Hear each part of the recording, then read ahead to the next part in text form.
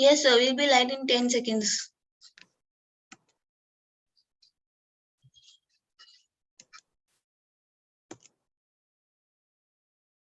Hello, good evening all. Thank you so much for investing your time with us on Monday evening. I am Jitender, DBM with INIRD team. So today we have amazing panel on growth update where we will be taking about the need to establish the role of growth hormone. So let me introduce our eminent moderator and speaker, Dr. Tushar Gorbole. Dr. Tushar Gorbole has done MBBS from Government Medical College Miraz under Maharashtra University of Health Science, Nasik. He is DCH gold medalist from SAT GS Medical College and KM Hospital, Mumbai. Dr. Godbole has done DNB Pediatrics from University College of Medical Science, Delhi. He is a MNAMS and postdoctoral certificate course in pediatric endocrinology from Sanjay Gandhi Postgraduate Institute of Medical Science, Lucknow. Dr. Tushar Gorbole is also a member of ISPE and ISPED. And Dr. Tushar is also carrying many publications on his name. So let's listen to Dr. Tushar Godbole on evaluation of short stature. With this, I am handing over the dais to Dr. Tushar Godbole for further proceeding. Thank you. Thank you so much, Jitendra, for that lovely introduction. I hope I am audible. Yeah. So welcome all of you to this Oath for Growth program brought to us by Pfizer under their academic activities. And at the onset, I'm extremely thankful to two of my colleagues, Dr. Hari Mangtani and Dr. Saurabh Uppal, who have spared their time from their busy schedules. So in a while, I'm going to introduce my fellow speakers, but before that, I'm going to deliberate a little bit upon, evaluation of short stature. So in next 15 minutes or so, I'm going to set up a background on evaluation of short stature. So it will be a brief presentation of 15 minutes, and followed by we'll have detailed discussions, detailed deliberations by Dr. Hari and Dr. Saurabh in a while. So I'm going to share my screen.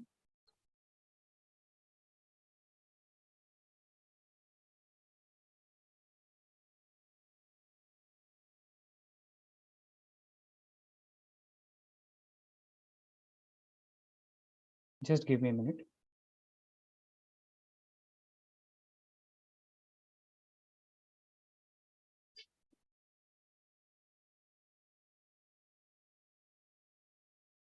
So short stature is one of the commonest,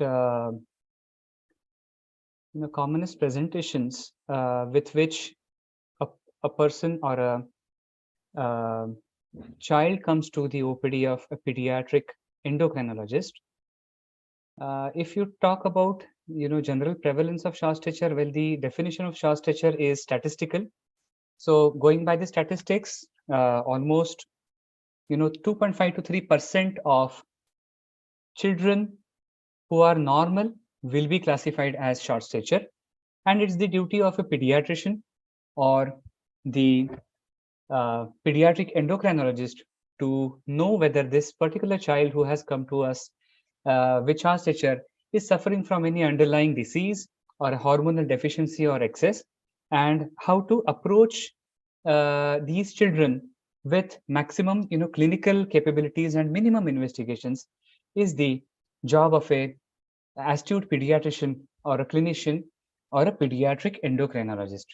So these are my disclaimers. So this content is being presented only for educational purposes, and the healthcare professionals or the practitioners are supposed to use their own clinical discretion. So talking about growth, velocity, and various phases of growth. All of us are aware of the ICP, or the infant, childhood, and puberty model of growth. So during these three phases of life, the growth velocity or the speed with which the children are growing is different. So all of us are aware that we grow maximally in our in utero phase. So from one cell, we become some 30 billion cells, and we grow to a tremendous potential. And at birth, most of the neonates are around 2.8 to 3 kilograms, at least in India. And after that, during first year of life, their growth is around 25 centimeters in first year of life, followed by 12.5 to 13 centimeters in their second year of life. It comes down to around 6 to 8 centimeters in the third and fourth year of life. And beyond your fifth year of life until the onset of puberty, the growth is somewhere around 5 to 6 centimeter per year, plus minus 1 centimeter. And during puberty, again under the influence of gonadal steroids, that is estrogen in girls and testosterone in boys, the growth velocity again comes up. So if you look carefully during the infancy phase, the growth is very rapid under the influence of maternal nutrition, the infant nutrition, and thyroid to a large extent. Beyond infancy, the growth is predominantly dictated by the thyroid hormone, growth hormone largely, and of course, with little bit help from the other hormones, such as cortisol and various other hormones. And nutrition, of course, plays a major role. Going on to puberty, when the girl is entering puberty, you can see the red dotted line on the upper left corner of your screens, where you can see the growth velocity peaks earlier in girls than boys by at least 2 years. So girls are supposed to enter puberty slightly earlier. Their peak growth velocity, the maximal growth velocity that is attained just before menses, is called as peak growth velocity, and that happens somewhere around 11 to 12 years just before they attain their menses in girls. And after they attain their menses, the growth velocity rapidly falls, and then it reaches close to 1 to 2 centimeters beyond their 14th or 15th birthday. So there is hardly any meaningful growth after a couple of years after their menarche. So if you have to do something for the girls for their height, you have to pick them up early and treat them with appropriate therapy or nutritional counseling or appropriate treatment much before they have attained their menarche. Sadly, in India, most of the parents would waken up after the girl has entered puberty and they would come to you कि doctor साहब इसकी लंबाई बढ़ नहीं रही है, उसको periods आके 2-3 साल हो गए हैं. So that is a lost bus already. We have to pick them up, catch them young is the golden statement applicable everywhere, including child growth. Boys, on the other hand, enter puberty a slightly late. If you can see, there is a dip in the growth velocity just before they enter puberty. So that is called as the pre-pubertal dip in growth velocity, typically seen between 12 to 13 years, where the boy is accumulating fats. So the weight gain appears slightly before the onset of puberty, and then they jump into puberty. The peak growth velocity in boys is much higher as compared to girls. The peak growth velocity is somewhere around 11 to 13 centimeters, whereas in girls, in boys it is 12 to 13 centimeter per year as the peak growth velocity, whereas in girls you can see the peak growth velocity anywhere to the tune of 9 to 11 centimeters per year. And as a result, boys will end up being taller than girls, and their growth velocity remains on a higher side for a larger duration of time. So as a result, an average boy will be at least 13 centimeters taller than an average girl. These are the patterns of growth. So when we talk about growth, the child is called as growing normally if the child is normal for the parents, the child is normal for the population, the age and gender matched population, and when the child is growing at a normal velocity. If any one out of these three is abnormal, then we say that the child is not growing properly. So if compared to the parents, if the child's current growth is not correct, or if the age and gender matched population, if the child is lagging behind, or if compared to his or her own growth velocity, if the growth velocity is falling below 25th percentile for that particular age and gender, then we label them as having short stature. So what are the causes of short stature? It's a huge list, and we are going to talk about it.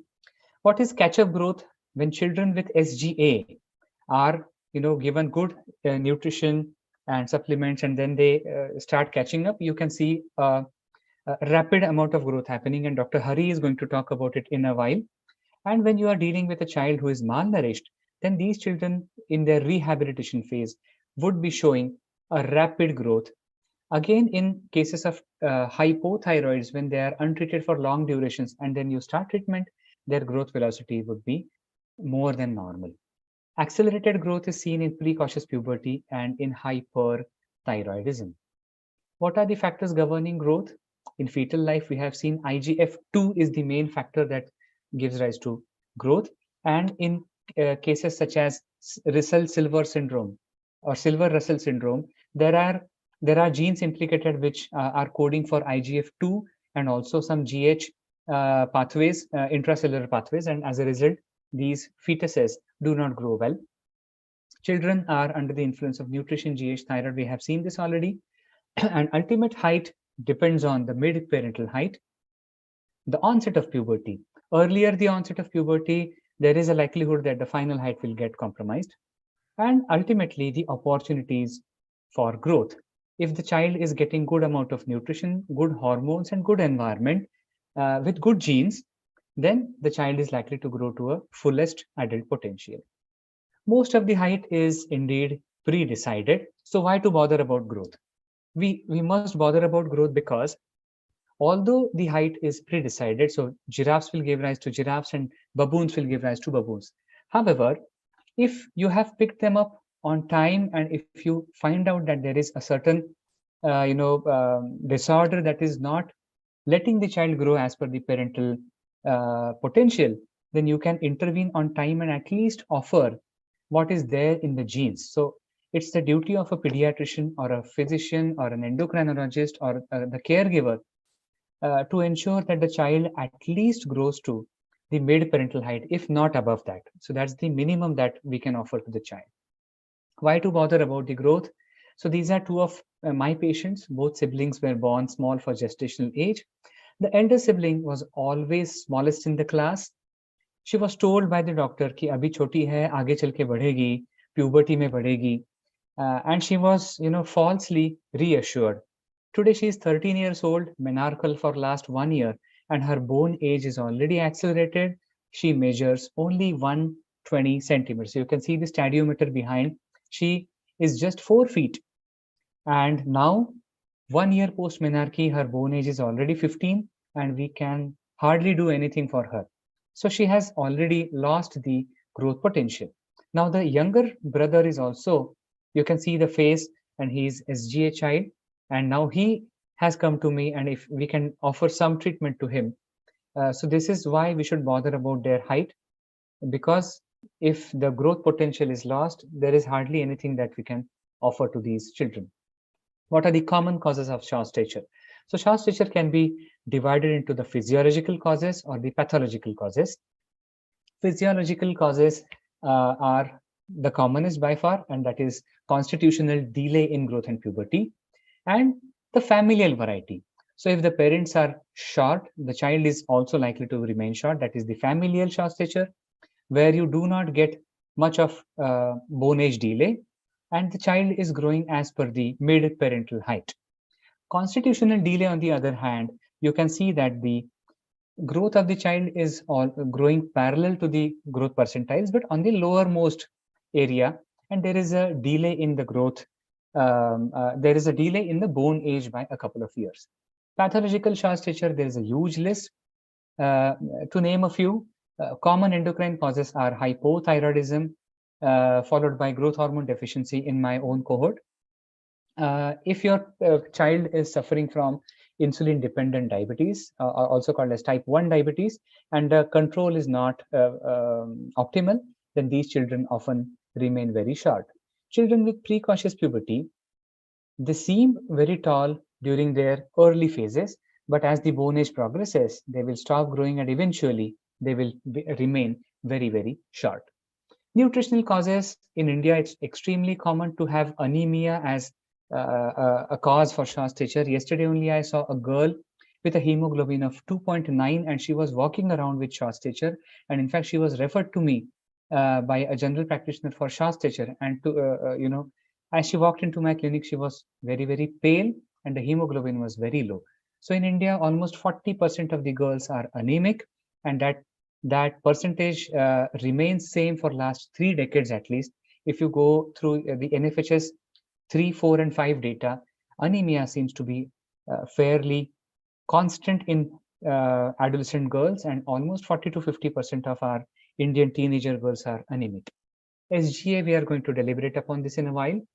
Skeletal dysplasias are very common when you're dealing with children who have short stature with disproportion. So if the upper segment to lower segment ratios are altered, one must think of causes like skeletal dysplasia or causes like your mucopolysaccharidosis, where you have disproportionate short stature.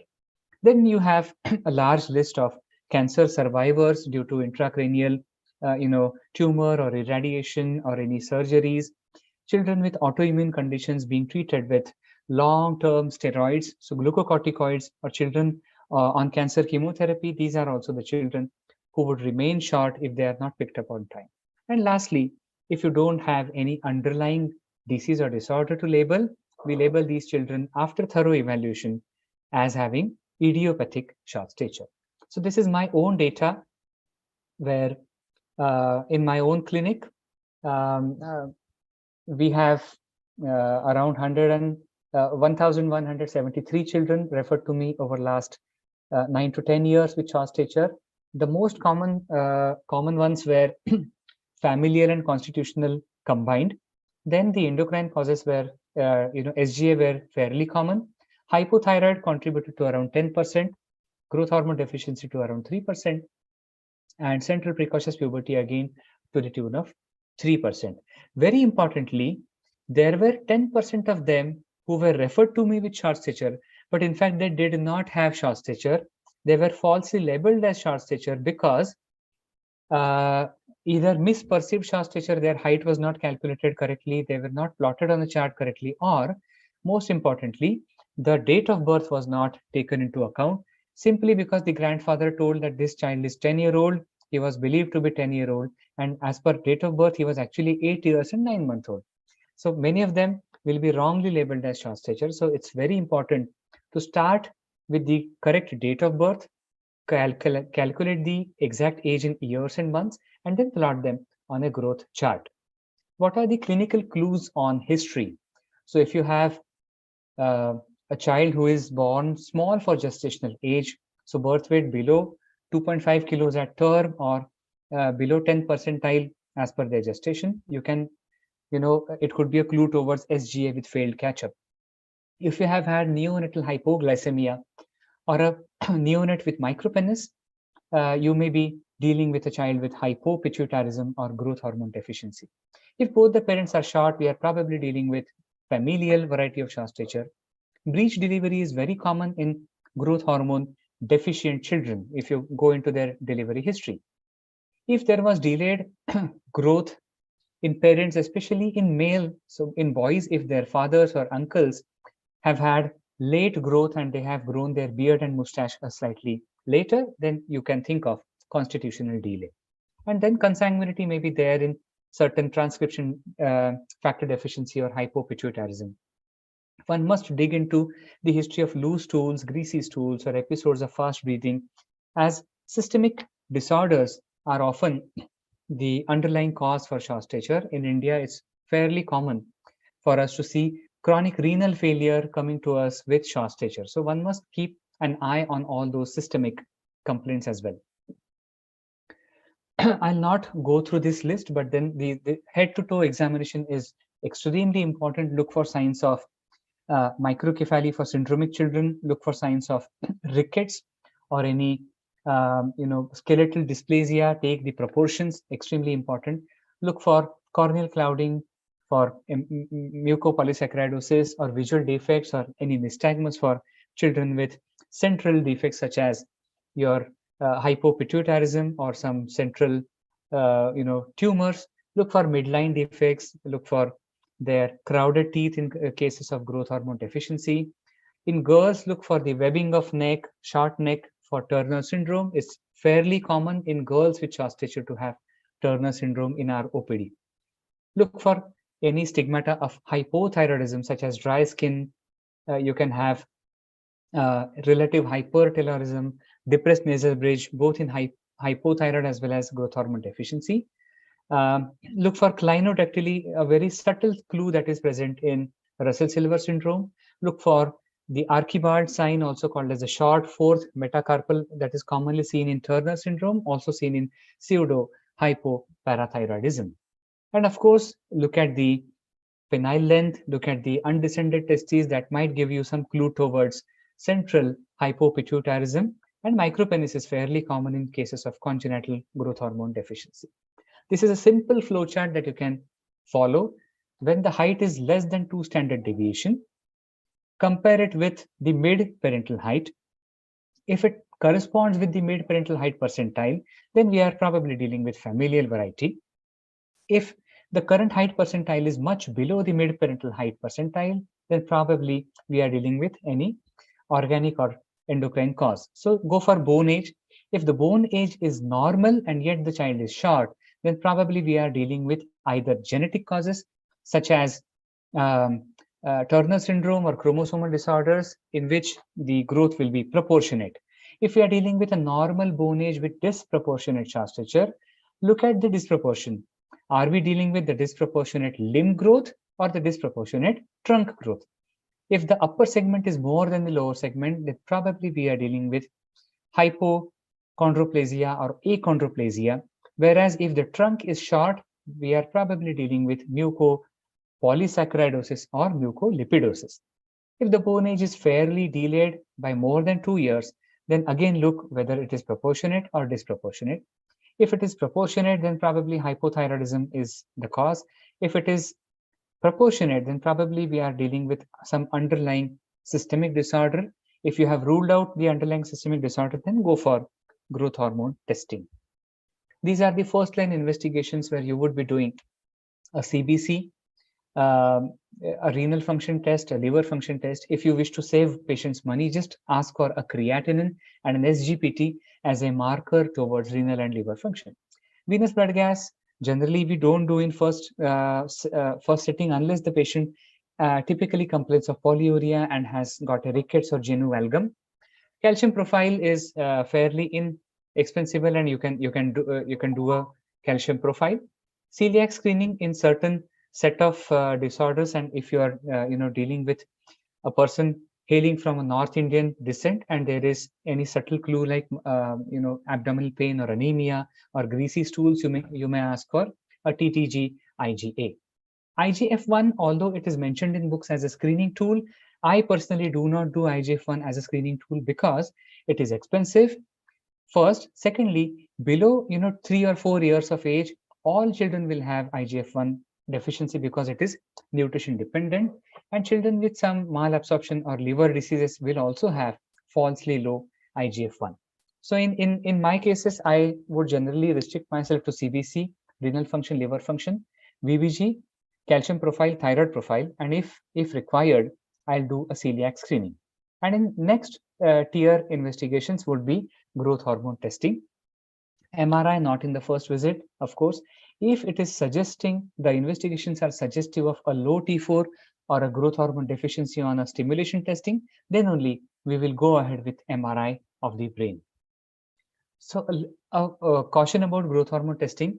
Please remember that random growth hormone testing is almost useless. One should never be sending random GH values because they are often low and you will be falsely labeling them as GH deficient. As GH is a pulsatile hormone, you are supposed to stimulate it, generate a pulse, and then document. So dynamic testing is required after documenting normal thyroid and cortisol axis. So just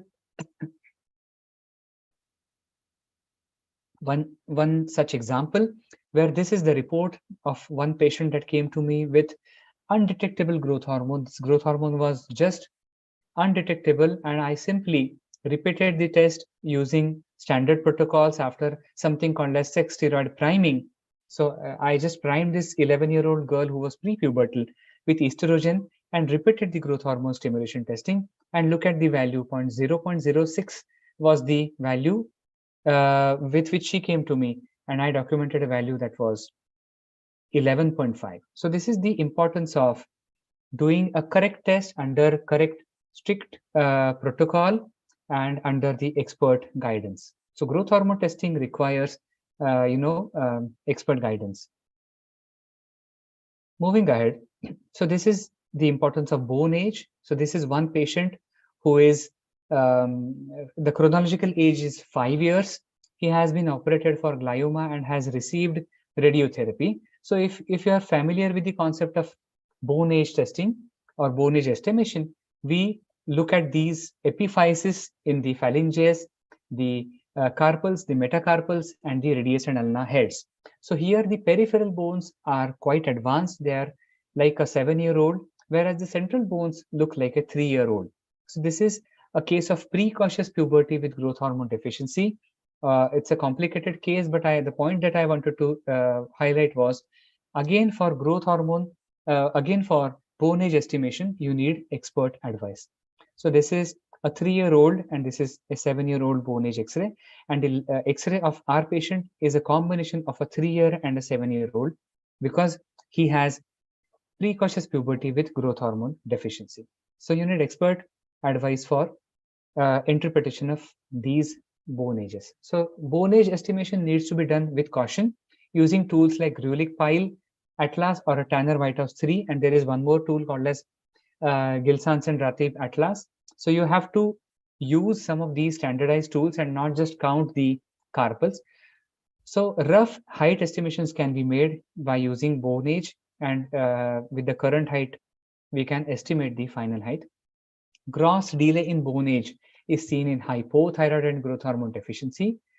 Normal bone age in short stature may be seen in familial varieties and idiopathic variety of short stature. Accelerated bone age, when your bone age is advanced by more than 2 standard deviations, you might be dealing with a case of precocious puberty.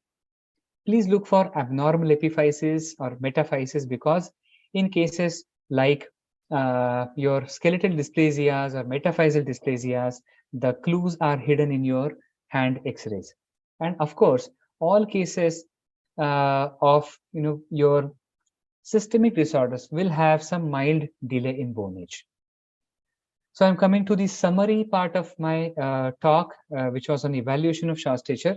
So short stature is a statistical definition and may or may not be pathological. So there will be around 2 to 3% of normal children who will qualify as short stature. Constitutional delay and familial short stature are the most common causes.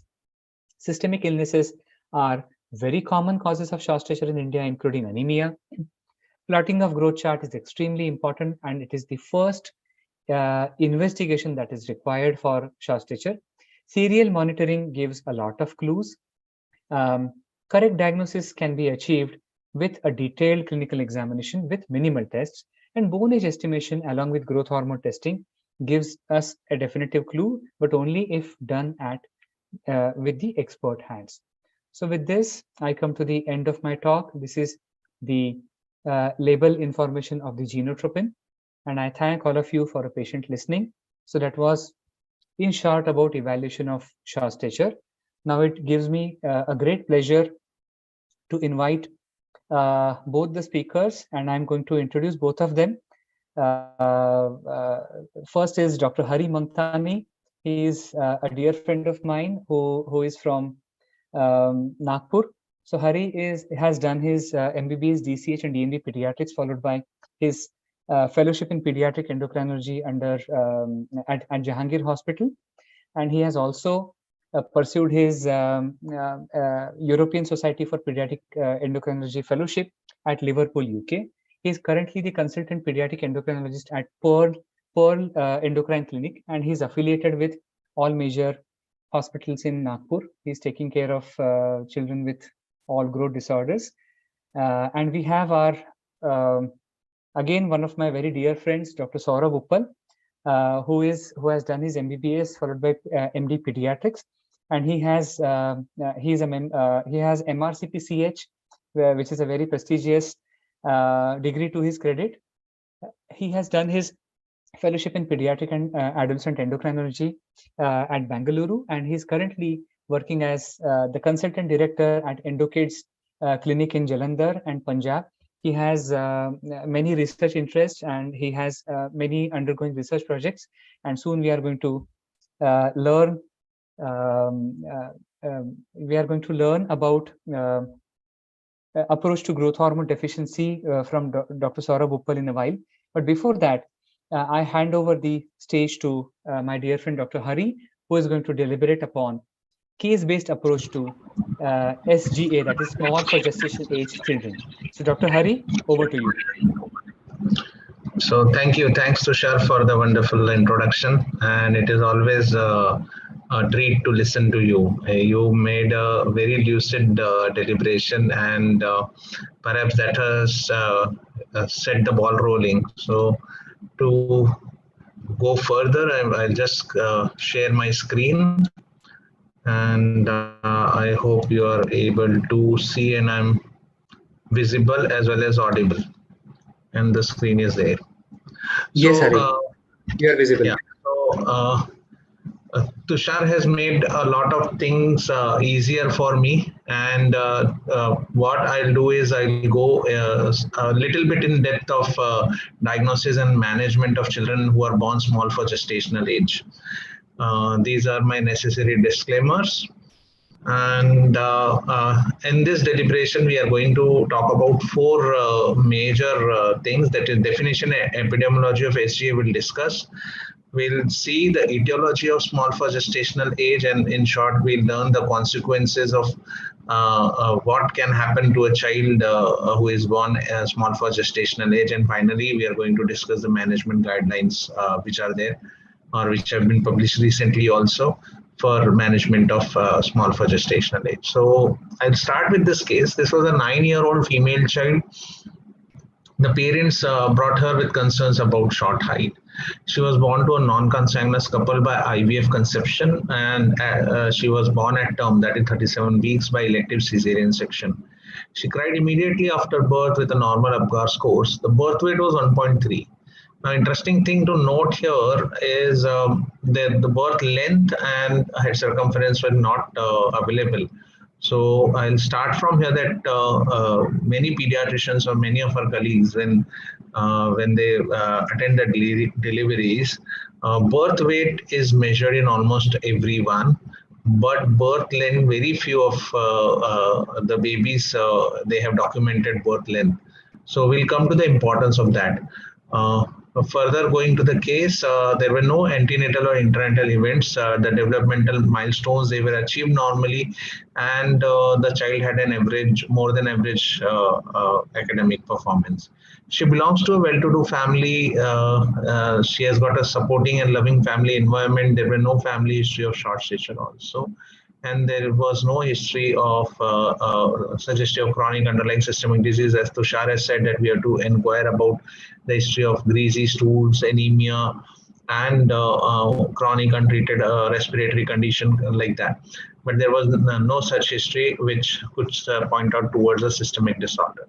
The family has been following up regularly with their pediatrician, and she was adequately immunized and has been receiving multivitamin and calcium supplements for growth.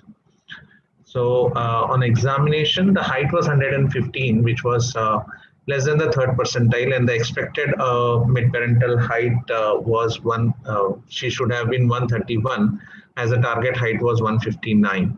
The father is quite tall, 176, with mother having a height of 5'1". 5 foot 1 inch. So there were no skeletal stigma. Like Tushar explained, that head-to-toe examination, we have to check for short fourth metacarpal, craniorectally, or we have to look for dysmorphic features like depressed nasal bridge kind of a thing. But it was not there. She was proportionate, and when I reviewed the past anthropometric records and these were plotted, this is what we could see in her growth chart, that she is short, as well as there is a growth velocity which is normal. So a normal growth velocity essentially rules out any of the pathological causes of short stature, including hormonal disorders as well as chronic underlying systemic disease. So this child had a normal growth velocity. Now bone age was not very delayed. It was 8.5 years by Tanner Whitehouse method. As Tushar has suggested that we have to actually do staging and of all the bones, and score is produced which we have to correlate and find out the bone age. And the predicted adult height from this bone age was 148 centimeters. So she was going to be a short adult. So what important thing we come to know about this child, or what is a positive history which was there, is only the birth weight was 1.3 kilos in a full-term baby. And this baby was born small for gestational age. So coming to the definition and epidemiology of small for gestational age. So to define SGA, we need a few things. One is accurate gestational age.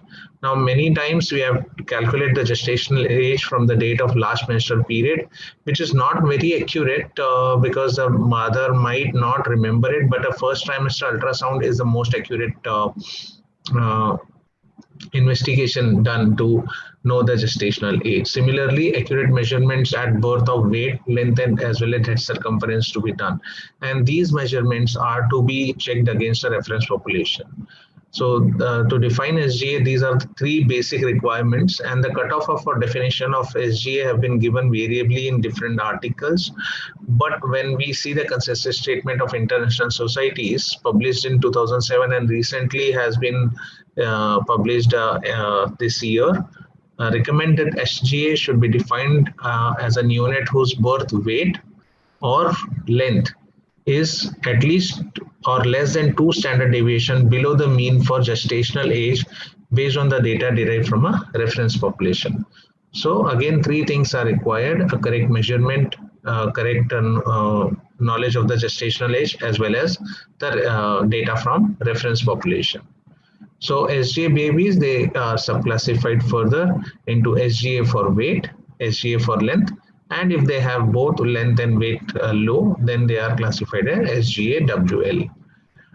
Additionally, we have to recognize babies, those who have very small head circumference, because it has got prognostic as well as diagnostic implications, and we are going to learn about it later.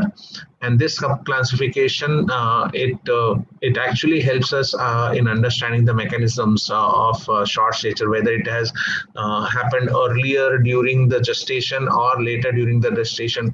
If the insult is occurring at a later part of gestation, then the head circumference is spared. But if it has started earlier, then it also affects the head circumference. Coming to the epidemiology and the prevalence, so this was the estimated prevalence of SGA births in 138 low income and middle income countries, and this was published in Lancet. The national prevalence of SGA, if we see India, almost 40 to 50% have been reported to be born as SGA.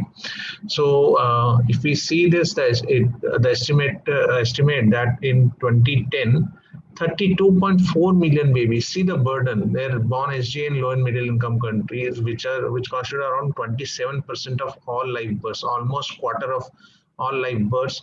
They were born small for gestational age. And if we see, India has the world's largest number of SGA births, 12.8 million in 2010. And due to the large number of births, there is high proportion, almost half of the births were SGA, 46.9, which is a huge number. The prevalence of SGA birth is approximately double the prevalence of low birth weights. And the estimated prevalence of SGA is highest in the South Asian population and some Sahelian countries of Africa. So coming to the etiology, what causes this SGA to happen? We have got maternal factors, we have got fetal factors, as well as placental factors. So maternal factors which can lead to SGA is environmental factors like environmental population, pollution, or any disease in the mother, any infection in the mother during pregnancy like chronic malaria or any nutritional deficiency, or the mother is suffering from any chronic vascular disease. It could be placental factors like insufficiency of or placental insufficiency, infarction or abruption. And it could be fetal factors, which includes most importantly genetic and epigenetic factors. There could be congenital malformations, metabolic problems, or there could be multiple gestations. So this gives a very broad picture of the fetal and maternal factors. But if we go into the depth of it, then there are many genetic abnormalities and epigenetic factors which can lead to short stature, like dysmorphic syndromes. Similarly, the maternal conditions, there are so many maternal conditions, including iodine deficiency, thyroxine deficiency, which can lead to SGA babies. So now coming to a very important topic of SGA and IUGR. So what is SGA and IUGR? It is used actually synonymously, but SGA refers to size of the infant at the time of birth.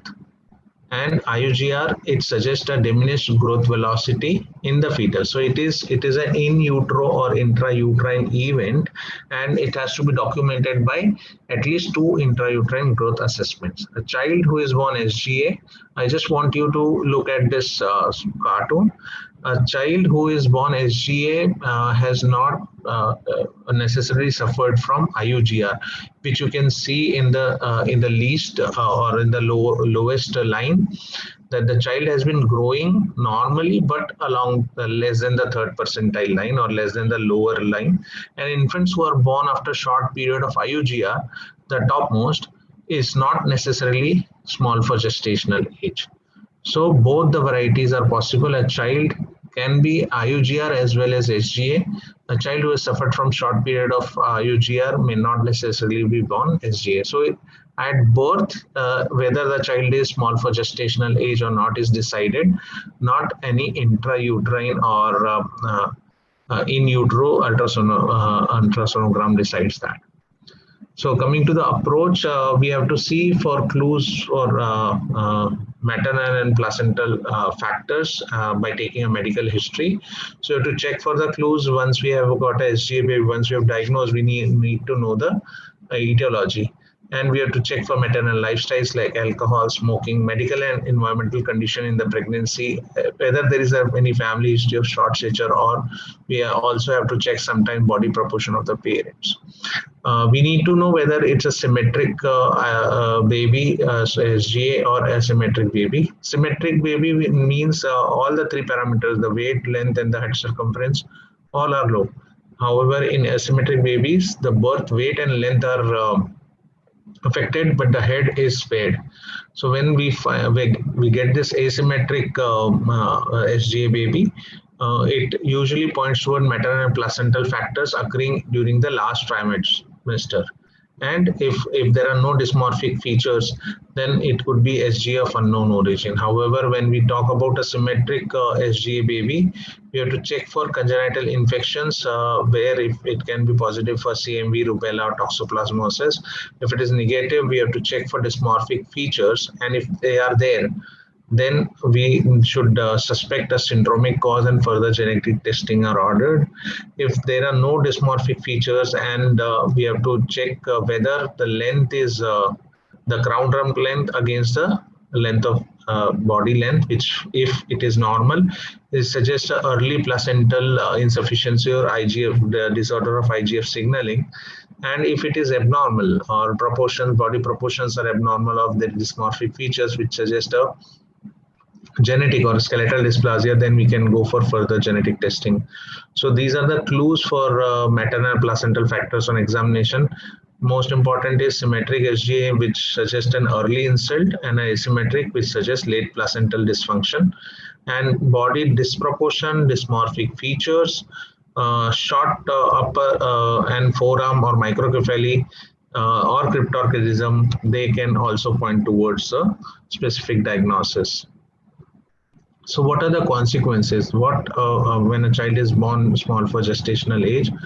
There can be short-term consequences. The most important consequence is hypoglycemia. Almost 1/3 of SGA babies, they will have 1 or 2 episodes of hypoglycemia, and they may require some kind of medication for controlling hypoglycemia. And similarly, they can have thermoregulation difficulties because of as compared to their AGA counterparts, because of low subcutaneous fat and energy stores. They can also have hematological effects like excessive red cell production and decreased platelets, and thrombocytopenia is a very common occurrence in SGA infants. Similarly, they can have very difficult time to adapt after delivery, and they can have difficulty in breastfeeding as well as breathing difficulty in the initial days. Talking about the long-term consequences, once they are out of the NICU, once the pediatrician has documented a weight gain and they are discharged home and called in the high-risk clinic or called in the neonatal follow-up clinic, then these are the long-term consequences we see. One is short stature, early puberty and pubertal disorders, and decreased bone mineral density. These are growth-related disorders. However, there can be systemic disorders also, which are seen commonly in SGA babies in the long term. They are cardiovascular complications, obstructive pulmonary disease, type 2 diabetes, and renal insufficiency. We'll come to this one by one. So what about growth in small for gestational baby? So almost 85 to 90% of SGA baby, they experience a period of accelerated linear growth. And this is more pronounced during the first 6 months to 1 year of life. And this is defined as catch-up growth.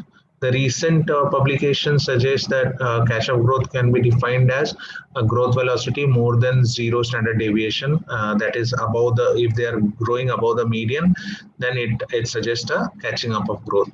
And this results in a stature above -2 standard deviation by the end of around 2 to 4 years of age. Now, approximately 10% of these, 10 to 15%, they do not catch up. So they remain short throughout childhood, and they reach an adult height that on an average, they are short, but around 1 standard deviation lower than. So many of them, they do not reach their genetic potential. And it has been suggested by a few publications that SGA can contribute as large as 20% of short adult population, which is also a huge number. Who are the kids, how to identify who are less likely to catch up is those who are born very prematurely with more severe degrees of growth retardation. SGA for length babies, those with short parents, I mean, if the mid-parental height or mid-parental target height is short, and syndromic babies such as Russell Silver, as Tushar has shown two of the babies. And biochemical parameters, someone might check growth hormone, IGF-1, IGF, very costly investigation, but they do not predict the subsequent growth in a child. And IGF-1 invariably is lower in such kids because it is mostly nutritional dependent in the early years. Body composition, if we see individuals, those who are born small for gestation have a low lean mass, and they may have increased central adiposity. And DEXA gives a definitive investigation to assess the body composition, but it is used as a research tool. However, BMI can be used as a surrogate with which is limited in defining body composition. Now, many of the parents we have seen, when they are taking care of a SGA baby or a small baby, they are more concerned about the weight of the child. They want to give supplements, and under pressure also, our fellow colleagues, they give multivitamins and extra nutrition, which may lead to a rapid weight gain in infancy. But it is a very important thing to understand that if there is a rapid weight gain in infancy, it is associated with increased incidence of obesity in the later life. And the systemic reviews have shown that breastfeeding in infancy may protect against this long-term risk of developing obesity. So they are more prone for obesity and its metabolic consequences. Coming to puberty in SGA babies, most of the children have pivotal timing within normal limits. They are slightly earlier to enter puberty, and the onset as well as the pubertal growth spurt is modestly decreased.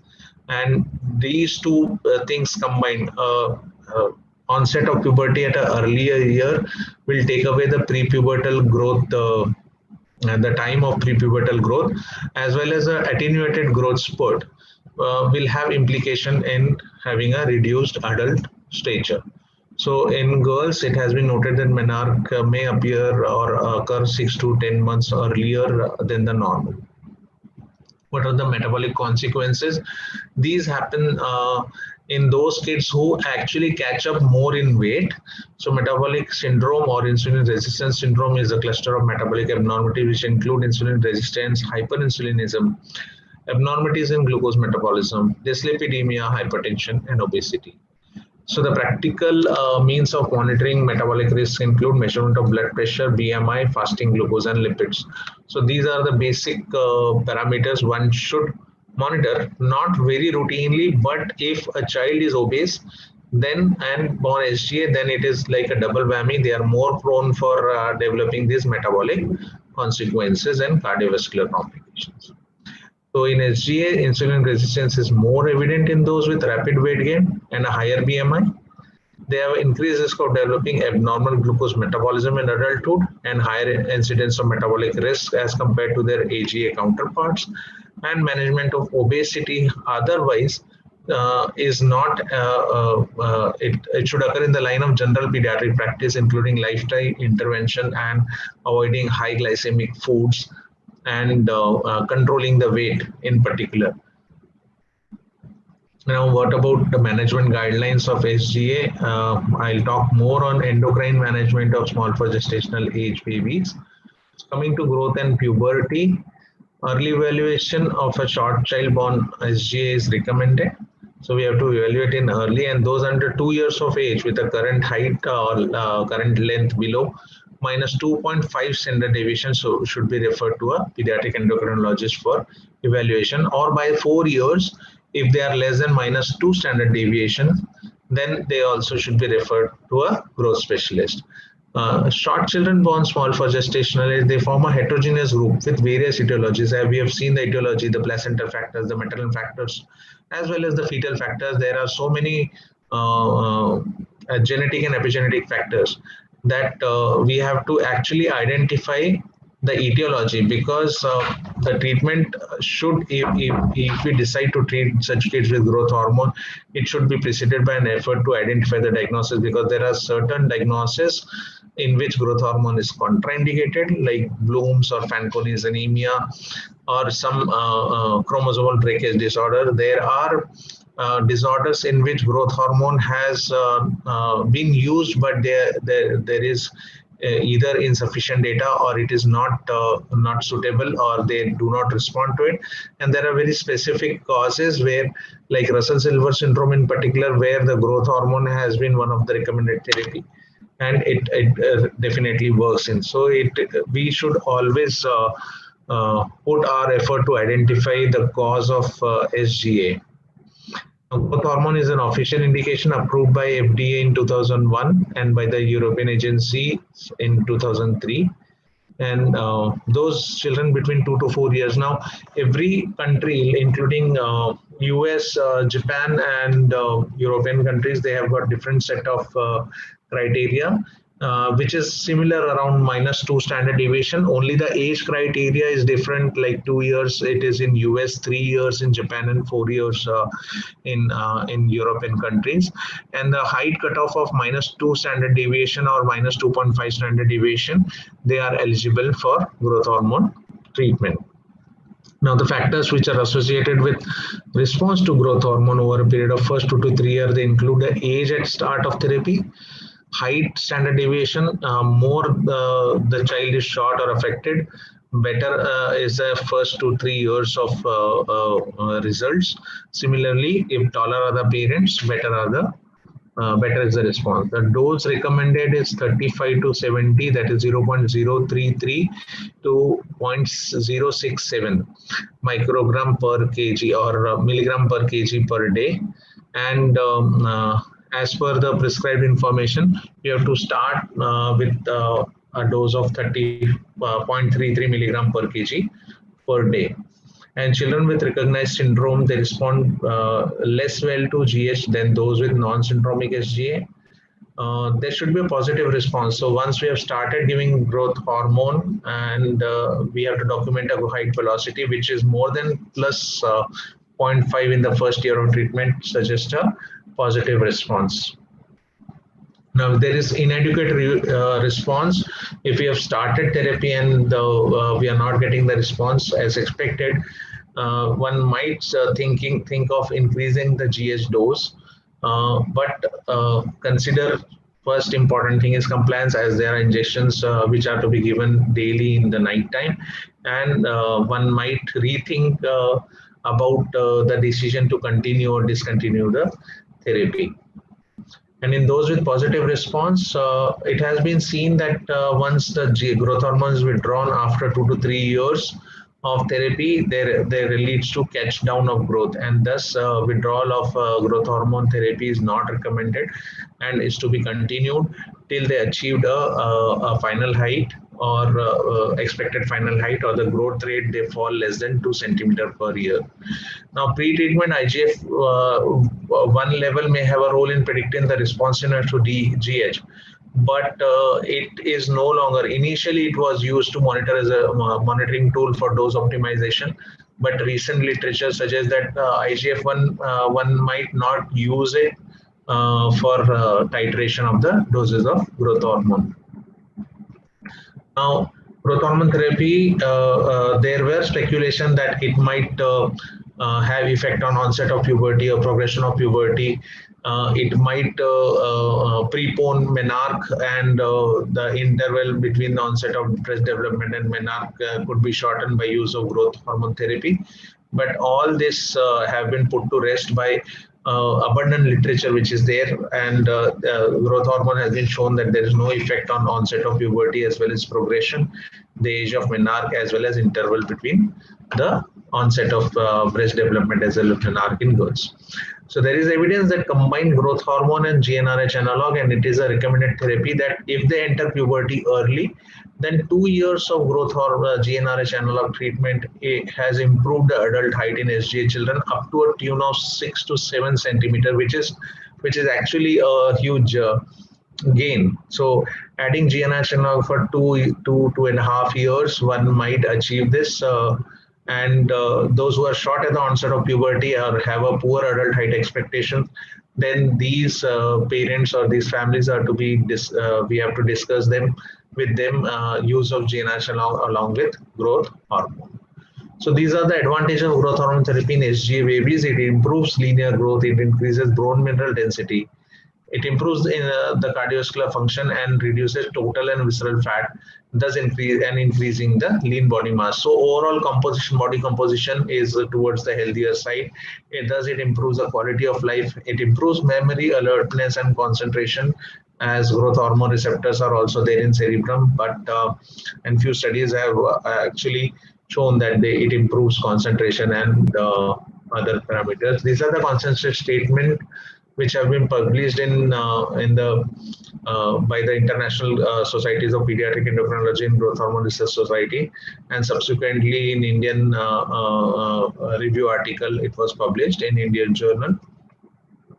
And this is a flow chart which was suggested that regular monitoring of weight and length in a high risk clinic. So recommendations say every 3 months for first 1 year, then every 6 months for another 2 years is enough to identify them earlier. If there is lack of catch-up growth, then early surveillance in growth clinic and endocrinologist review by 2 to 3 years of age.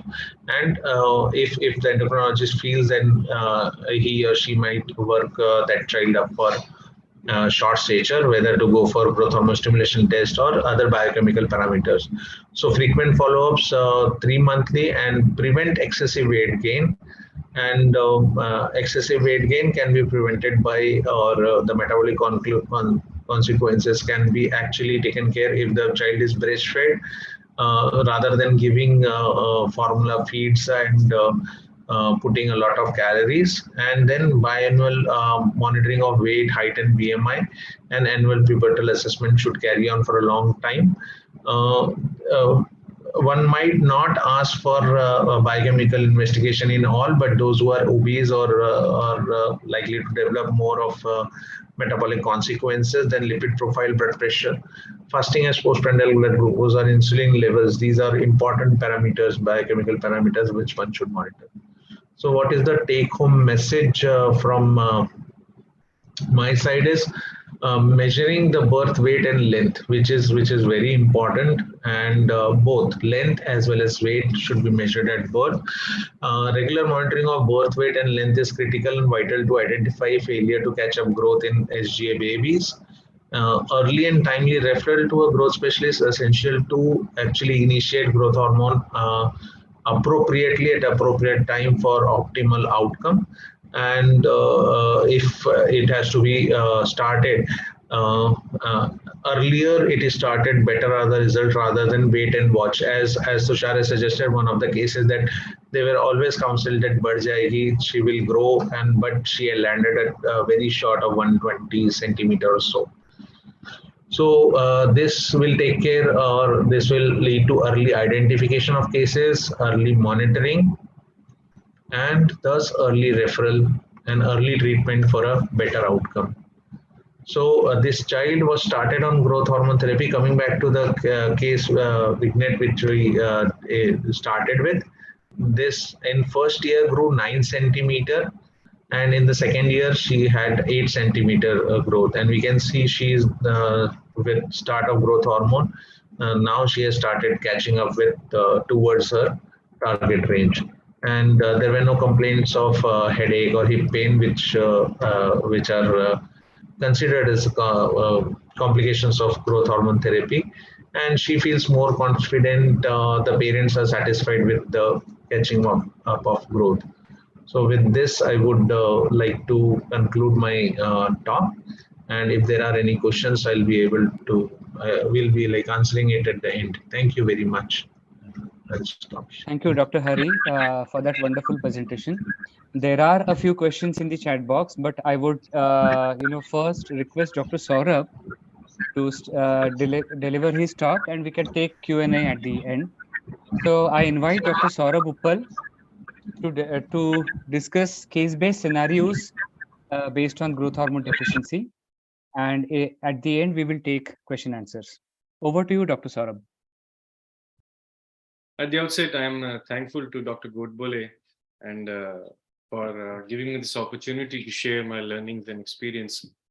And my gratitude to both the speakers before me, Dr. Godbole and Dr. Mangtani, that they've actually provided you with a plethora of approaches, and also for making my job very, very easy, because most of the things here have been covered in some form or the other. So what we'll be going through is we'll be taking up a case, and then we'll be going through how you approach such a child in your practice. So this is a disclaimer. This content is for only healthcare professionals in India, but they should be using their own discretion.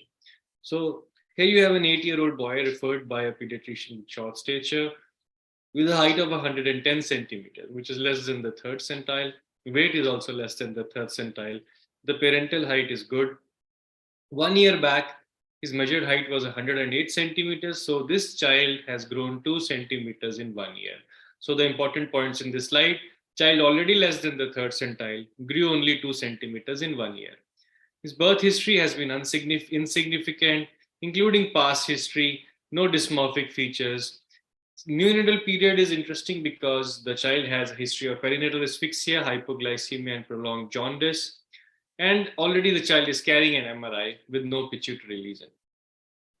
So here you have a height velocity of 2 centimeters per year, a good mid-parental height, and a general trend below the 3rd centile. So what is the height age, weight age, and bone age in this case? Here, this is how you do the height age, weight age. You draw a horizontal line which intersects the chart at the 50th centile, and you drop a vertical onto the x-axis. Wherever it intersects gives you the height age and the weight age of the child. So here you have a height age of 5.2 and a weight age of 6.8 years and a delayed bone age. So what does a height age and weight age means? That this child looks like a child of 5 years and 2 months if you look at average children of 5 years 2 months, and this child weighs nearly of equal to a child who's around 6.5 years. So here you see the height is affected more than the weight. The weight is pretty much conserved in this child. This is a pattern that you need to remember because we'll be coming to it. So in this case, you have a height age less than the weight age, less than the chronological age. Thus, the child is short and thin, but height is most affected. Endocrine disease is likely because whenever you have height more affected than the weight, think of endocrine causes. Additional pointers in the neonatal period were perinatal asphyxia, hypoglycemia, and prolonged jaundice. The child had normal growth in infancy, faltering after the initial 2 to 3 years. So in a way, if there is a growth defect and the child has grown normally in infancy, then probably it is something which does not affect infantile growth as much as it affects childhood growth. So again, you're looking at an endocrine cause. And although there is no radiological pituitary lesion, there is a proportionate short stature, which clearly indicates an endocrine disease, most likely idiopathic GHD. Now, when to think about growth hormone deficiency? Whenever you have a height more than 2 SDs below the population mean with suggestive anthropometry, as we just discussed, and when other causes of growth failure have been considered and excluded, such as hypothyroidism, chronic systemic disease, Turner syndrome, and skeletal disorders. We had a very elegant presentation by Dr. Godbole, where he took you through all these diagnoses as to how clinically you can rule most of them out. But there are certain conditions where you need an immediate investigation for GHD. When you have a severe short stature with height more than 1.5 SDs below the mid-parental height, and short stature and height velocity which is falling, and decrease in height SDS over 1 year, more than 0.5 in children aged more than 2 years.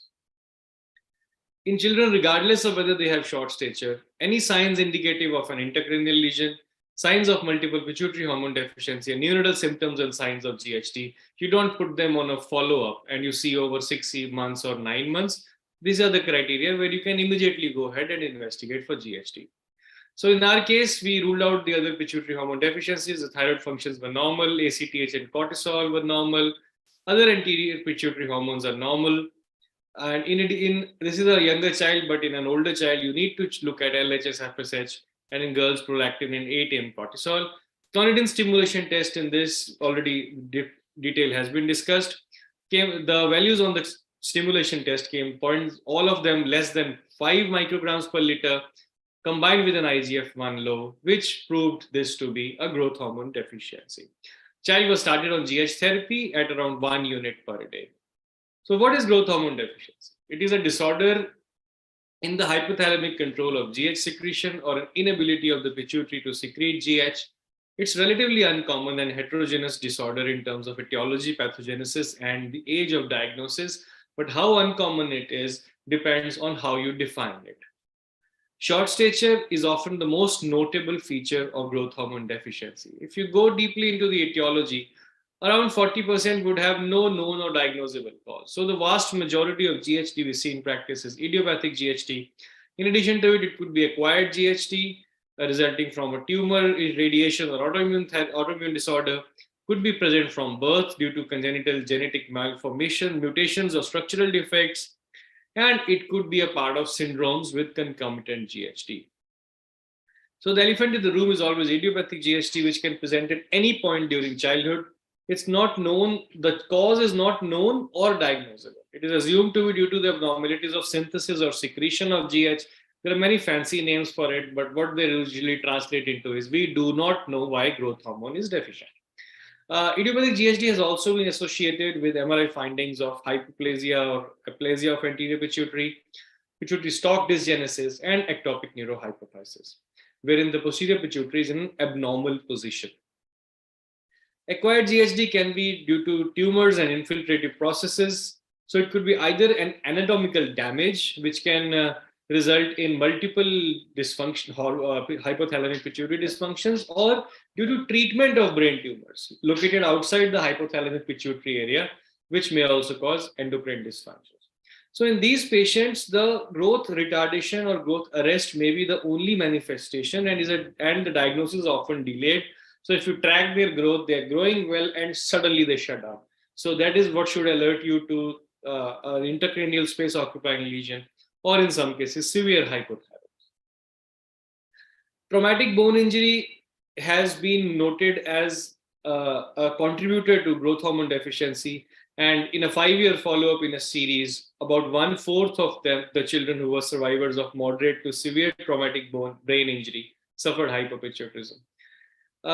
GH is the first hormone to get knocked off after cranial radiation. The deleterious effect on hypothalamic and pituitary function has long been recognized, and we also saw a child in the examples when Dr. Godbole was presenting his deliberation. Autoimmune processes that can lead to growth hormone deficiency are lymphocytic hypophysitis, anti-pituitary antibodies, and in the context of autoimmune polyendocrine syndromes. Circulating antibodies against GH may also inhibit GH action, leading to acquired GHD, which would sometimes the children would pass the growth hormone test. The non-autoimmune infiltrative processes that may cause problems in the GH axis are meningitis, encephalitis, and LCH. Congenital GHD is not very common, but it is uncommonly diagnosed because many times we do not think about it. It can be due to hypothalamic dysfunction or pituitary dysfunction. It may present with varied signs in neonatal period, which may be associated with other disorders, but seen as a constellation, they may alert you for looking at the GH axis. For example, hypoglycemia, microphallus, hypothermia, jaundice, dysmorphic features. Traumatic delivery is often associated with a subsequent diagnosis of GHD in these children. Now, especially in neonates and children, we diagnose them with a clinical assessment, which is including the history, physical examination, stature, growth velocity, and bone age. Oxology. Growth velocity is the most sensitive marker for GH deficiency, and radiology adds a lot to the initial impression. And bone age, as already discussed, is critical. CNS imaging, which includes MRI, and brain MRI might represent the first line for diagnosis in infancy and early childhood because the tests are not that specific. Bone age is also not very reliable in an infant. Biochemical testing, IGF-1, IGF-BP3, however, they lack sensitivity. GH stimulation test is controversial because GH is pulsatile. So overall, there is no gold standard for biochemical testing. Genetics is useful in supporting the diagnosis in case of isolated GH deficiency with a normal pituitary MRI, but more often than not, we have seen that the genetics also fails to recognize why the child is GH deficient. In a child who presents later, GHD may present with a prominent forehead, delayed dentition, high-pitched voice, increased fat mass, growth retardation, thin, sparse hair, faces looking like a very immature child, depressed nasal bridge, mandibular hypoplasia, and very small hands. Now, why is a timeline of GHD diagnosis and treatment critical? As Dr. Godbole said, as in almost every diagnosis, even here, we need to pick them up early. Why do we need to pick them up early? Because if you pick up children at different stages in their life and give them growth hormone in an adequate dose for equal number of years, then the children who were started earliest, they do the best. So here you divide them in by age group. The youngest kids are on the top and the oldest kids are at the bottom. So here you see after 4 years of therapy, the youngest ones did best. Also, the therapy was started with the least height loss overall. So the message is to pick them early. Same goes for SGA children. So whatever be the diagnosis, pick them up early, give them enough GH, and they may give you a respectable outcome. Same goes for idiopathic short stature. Now, coming back to our case, what happened when we started the child on GH? So here you see the therapy was started and the child grew well, reached within the normal centiles, and everybody goes home happy. So there's a height gain seen over a period of time with GH treatment initiation. So in the interest of time, because of repetition, I've removed some of the slides because they're already being discussed. So there is a way to go about IGF-1 guidance of GH deficiency, but because IGF-1 is not very reliable in our population, we should not be depending on it. However, if you have an IGF-1 of less than 2 standard deviations, you can go ahead, get a brain MRI if it is a normal growth hormone stimulation test, or you can just go with anthropometry, bone age, and consider giving GH to this child. So the take-home points from this short presentation are that growth hormone deficiency can have varied etiologies and presentations. Early diagnosis can be made if the possibility is actively looked for. So for all the people who are listening who made it so this far, please actively look for it. Early diagnosis enables timely initiation of therapy, and timely initiation and adequate duration of therapy translate into favorable treatment outcomes. Thank you very much, and I'll be very happy to take questions along with the others. Thank you, Dr. Saurabh. Thank you for being very, very precise and to the point. In fact, you cleared most of the doubts regarding growth hormone deficiency. There are a few questions in the chat box, so let me read them out for you. First question is for Dr. Hari Magtani. So you spoke about the SGA, various aspects, including puberty, etc. So what is the earliest age where you would consider starting these children on growth hormone, particularly in the Indian setting, because you mentioned about the European guidelines, but practically in your experience and you're taking into consideration the Indian mindset, when do they come to you, and at what is the earliest age where you start them on GH? Yeah, so thank you, Tushar. That's actually a very practical question. Ideally, we have to give them around 4 years for a catch-up growth, and it has been seen in our scenario that they might show some catch-up till 5 years of age also. So I would recommend up to 4 or 5 years of age, and earlier if the standard deviation scores are less than 2.5, then perhaps 3 to 4 years. I would not like to wait till 5 years of age, but if it is well within -2 standard deviation, nearing that and above -2.5, then perhaps 1 more year extra we can give. Now, what exactly we see in our clinical practice, girls coming to us at the onset of puberty. Some come at the time of menarche, when almost they have achieved their height potential. So on an average, what we come to see is at 8 or 9 years of age, they are so early puberty. When they are in early puberty, they are sent for follow up and do something for the height of the child. But ideally, if you ask me, I would take 4 to 5 as a cutoff, or rather, if I have to give you one number, I'll take 5. Okay. Yeah, please. Yeah, sure. Can I add something? So I would just like to add one more thing. Now, it's always a good approach to wait and give them time to catch up. But there would be some kids where you track their growth and they're not budging from the line that they're stuck at. So if you have a kid who is for about a year or so, between 2 and 3, for example, not showing any signs of the line going towards the normal lines, so there you might consider starting them a bit early. Otherwise, the best approach is as discussed by Dr. Magtani. Yeah. So it is often said that children who do not show any catch-up growth by first 9 to 1 year are, very less likely to catch up later. So I think we almost know which ones are going to need GH, but of course we wait, we give them, their, chance to grow. Extending the same question to Dr. Saurabh, in your practice, what is the, mean age when you diagnose growth hormone deficiency? And, until what age would you like to treat them with GH? So the age group is very diverse.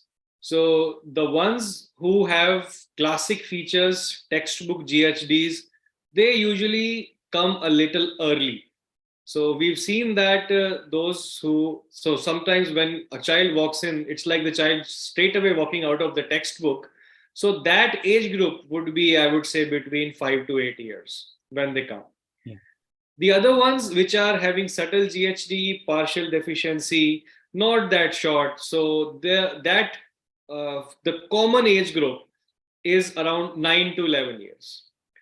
So these are the two most common ages of diagnosis of GHD in our practice.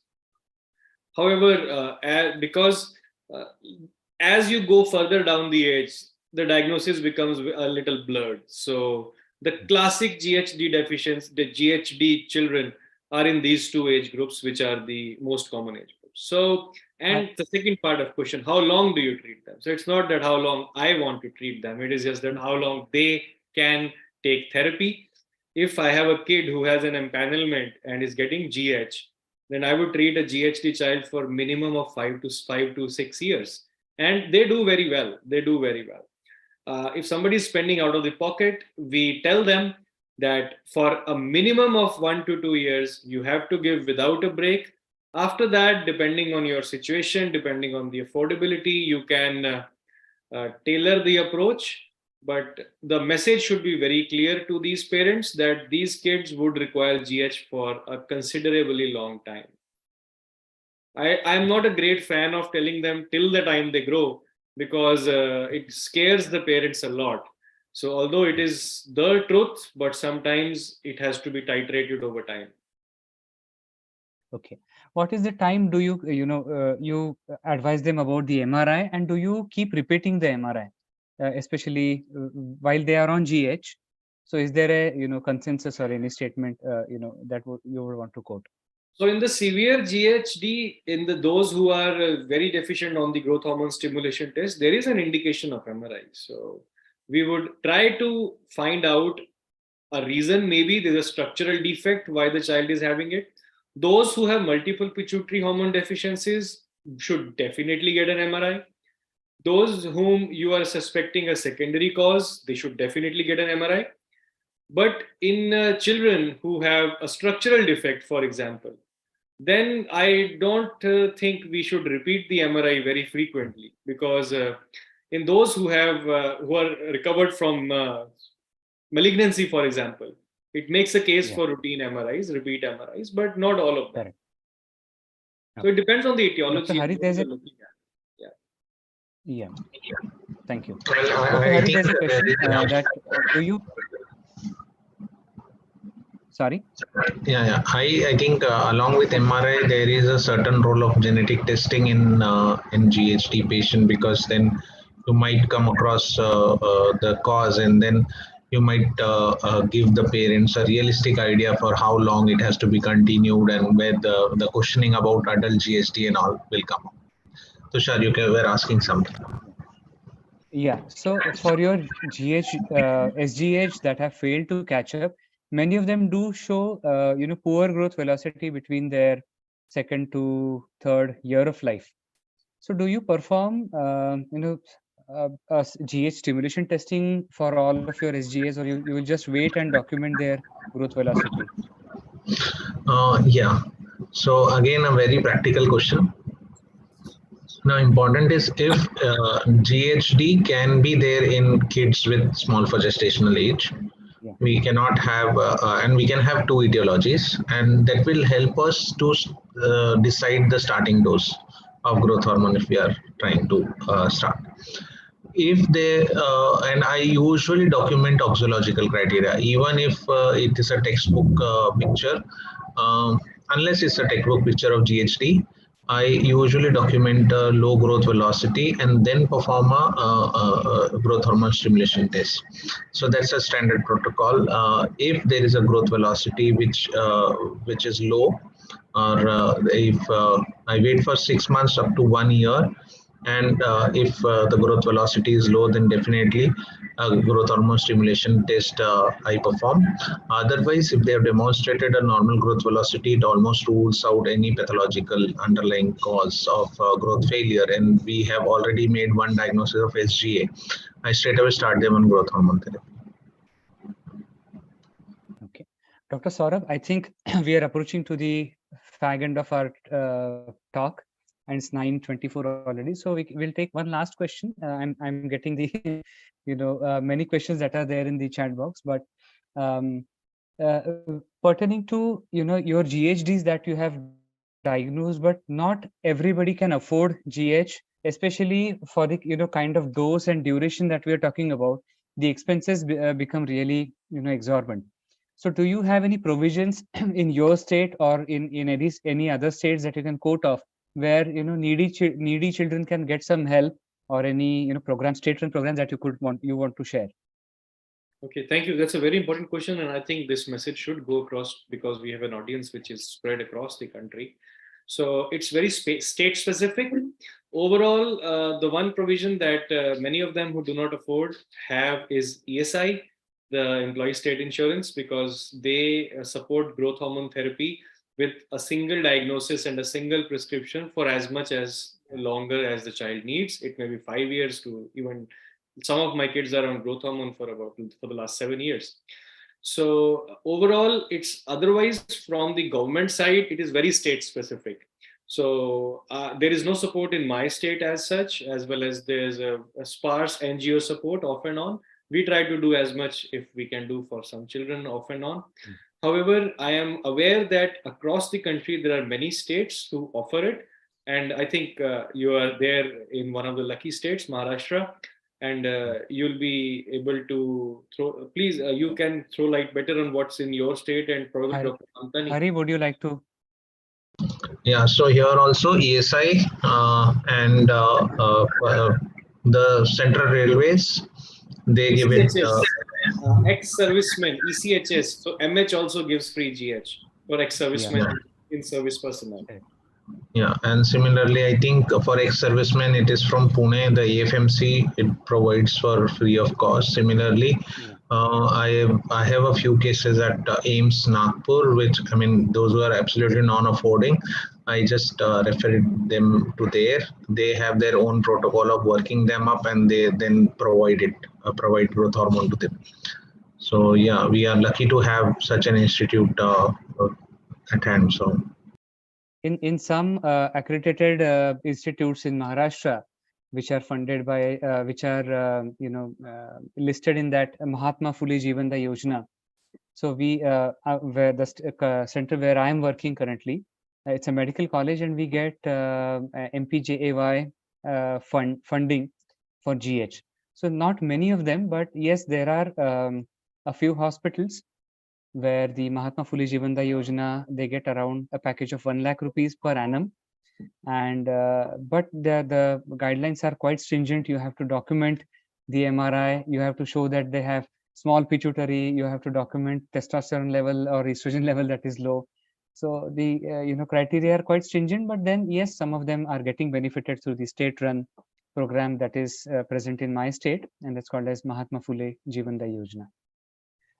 So thank also, you so much. And also I would like to inform everybody that Dr. Godbole, I think he's not mentioned a clinical trial that he's heading at his own institute, where he is providing, enrolling children with GHD for free therapy. And it's a huge service to the area. And as I know, so anybody who's listening, who's in and around Nasik, can enroll their kids in the trial and probably help them. As Dr. Godbole, he's humble enough to not say it at a forum, but so it's our duty to tell everyone he's doing into a noble cause. Thank you so much, Dr. Hari Mangtani. Thank you, Dr. Saurabh Uppal, for contributing to this cause and enlightening us all about SGA and GHD. So I take the privilege of saying goodbye to all of you. Thank you so much for a patient listening. And over to you, Manish. Yeah, sir. I would like to thank you on behalf of Pfizer team, sir. It's a wonderful session and a lucid talk that created a lot of awareness about growth hormone. Yeah, so thanks a lot, Dr. Saurabh Uppal, by taking your time out of busy schedule, Dr. Tushar Godbole for moderating a wonderful session, and Dr. Hari Mangtani for creating a lot of awareness about GH therapy. Thanks a lot, sir. And we are also thankful to HiDoc for hosting it. Thank you to the HiDoc team. Thank you. Yeah, thank you, Pfizer, for giving this opportunity. Thank you, sir. Thank you so much. Okay. Bye-bye. Good night. Signing off. Good night. Good night, sir.